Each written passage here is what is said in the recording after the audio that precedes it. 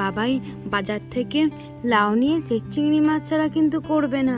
ঠিক আছে, তুমি স্নান করে এসো, আমি তো ঝটপট করে রান্নাটা সেরে ফেলি।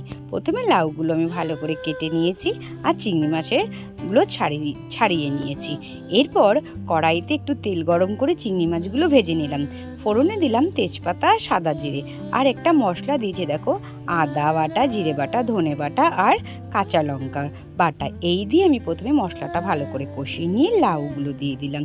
সঙ্গে দিয়েছি কয়েকটা কাঁচা লঙ্কা চেরা আর একটু নুন দিয়ে আমি একটু ঢাকা দিয়ে দেব।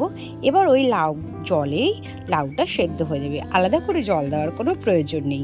তারপরে সেদ্ধ হয়ে গেলে আমি ভাজা চিংড়ি মাছ দিয়ে দেবো। নাড়াচাড়া করেই একটু মিষ্টি দিয়ে ধনেপাতা দিয়ে নামিয়ে নিলেই রেসিপিটা কিন্তু পুরো কমপ্লিট। একদম যেও না, একটা লাইক সাবস্ক্রাইব করে তবেই যেও। আর হ্যাঁ, বলে যেও রেসিপিটা তোমাদের কেমন লাগলো।